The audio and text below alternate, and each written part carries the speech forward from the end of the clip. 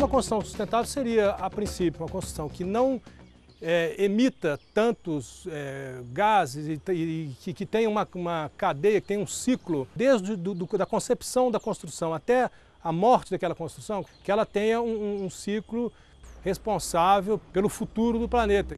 A gente tem vários nomes para a tal da arquitetura sustentável, arquitetura bioclimática, arquitetura eficiente, mas na verdade todos os princípios passam por um melhor aproveitamento dos recursos, diminuir desperdícios, usar materiais menos agressivos ao meio e usar melhor a energia através de uma adaptação melhor da arquitetura ao clima.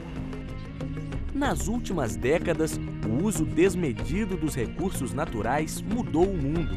Incorporamos ao nosso vocabulário expressões como mudanças climáticas, aquecimento global, efeito estufa.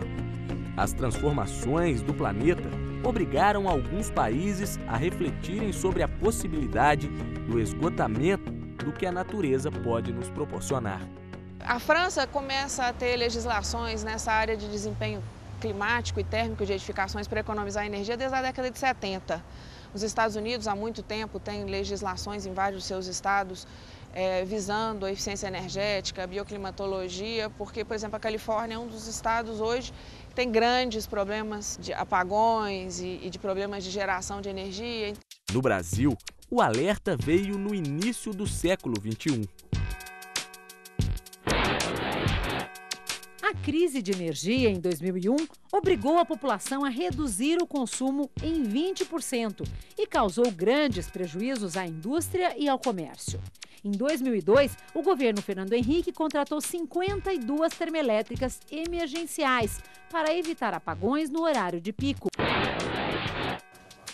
O medo de um colapso despertou a necessidade de contribuição dos vários setores da sociedade. A arquitetura buscou, no passado, respostas para o futuro. As edificações mais antigas, elas se preocupavam muito com a questão da insolação, da ventilação, da iluminação dos espaços. E com o advento da luz elétrica, com o advento dos aparelhos de ar-condicionado, hoje essa função de iluminar, ventilar e climatizar nas edificações ficou muito dependente do uso desses aparelhos. E um pouco que a gente perdeu essa memória construtiva de como trabalhar bem com o clima. A viagem no tempo pode trazer benefícios a grande parte da população.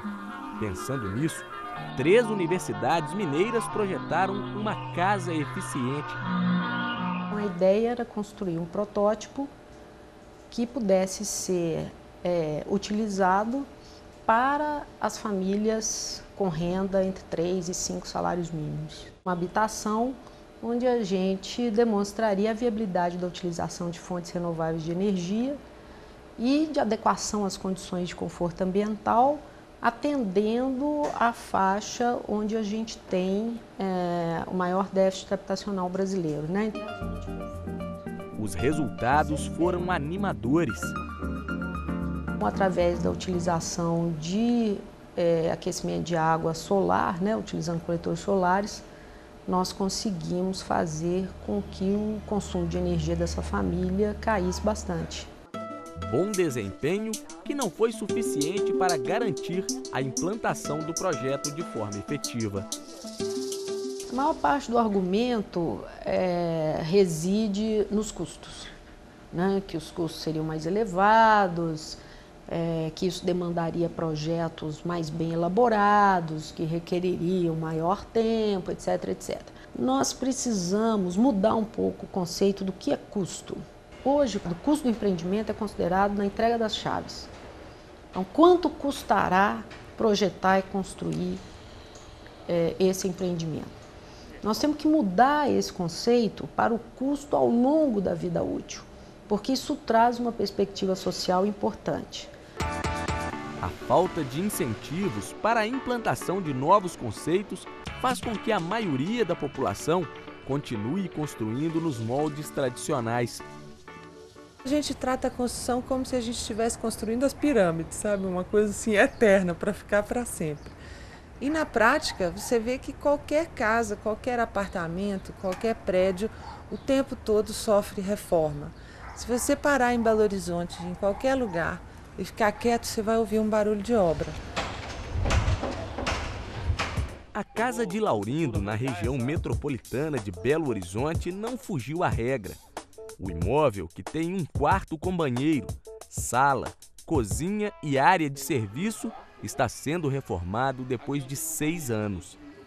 Ô Laurindo, a intenção aqui então é fazer o quê? Bom, aqui a intenção é essa, é minha sala. Aqui seria uma sala. Aqui seria uma sala ampla com 3 ambientes. Eu vou, no futuro, arrancar essa parede aqui do meio, né? Vou arrancar essa parede e vou emendar essa sala com a copa, e a copa já ligando à cozinha, fazendo 3 ambientes. A convite da nossa equipe, um arquiteto foi até a casa avaliar a aplicação das técnicas sustentáveis. Breno, já é uma construção que está bem adiantada, né?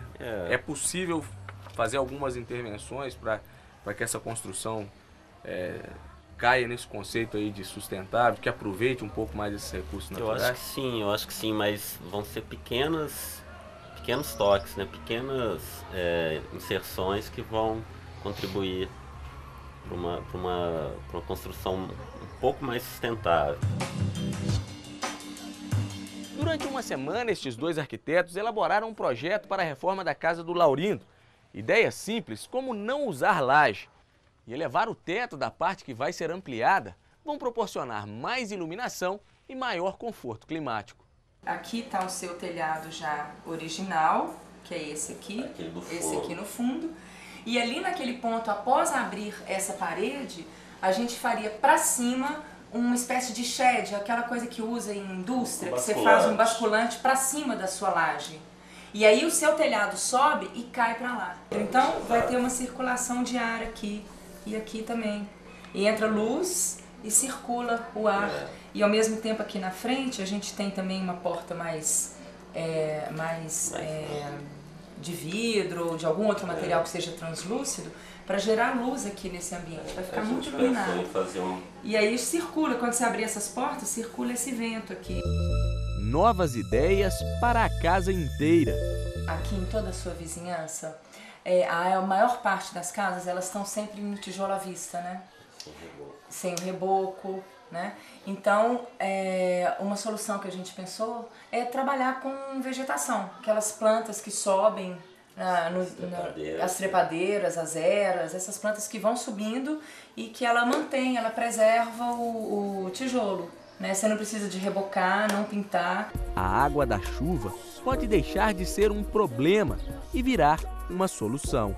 A ideia é que a gente possa manter esse córrego como área, em vez de ser canalizado, manter como área um córrego aberto, como área permeável e trabalhar com os limites desse córrego. E ao mesmo tempo, toda essa área do lote dele seria super possível a gente estar trabalhando com plantações, assim como os vizinhos do outro lado já do córrego, eles já plantam banana, manga, caju, tem uma série de pequenos plantios. Então isso meio funcionar como um elemento de uma certa sustentabilidade, de plantio coletivo e que isso possa gerar inclusive uma renda para esse grupo de pessoas ou mesmo para o próprio consumo. Mudanças ao alcance da maioria das pessoas. A gente vai trabalhar com os materiais que você já utiliza na sua construção. A ideia é um pouco subverter esse modo de uso desses materiais para que ele possa gerar uma questão ambiental, um conforto ambiental e que possa também estar relacionado com as possibilidades sociais e econômicas do cliente, né? Porque a telha, por exemplo, ecológica é um material muito caro e que hoje os clientes, na maior parte das pessoas no Brasil, não têm acesso. O que você achou aí das ideias do Breno e da Luísa? Legal, gostei muito. Dentro da construção, dentro do que eu tinha na minha cabeça, não passava nem perto do que eles me trouxeram aqui. São coisas inovadoras e isso depende da situação financeira, né? Porque a gente possa pôr em prática.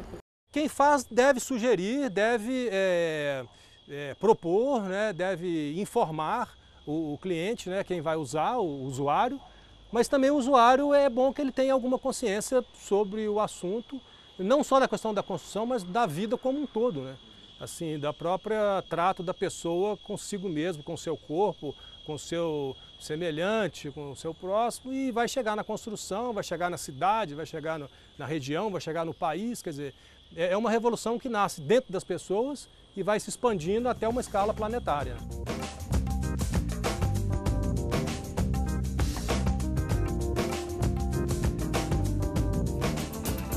A seguir, adaptações que geram economia e bem-estar.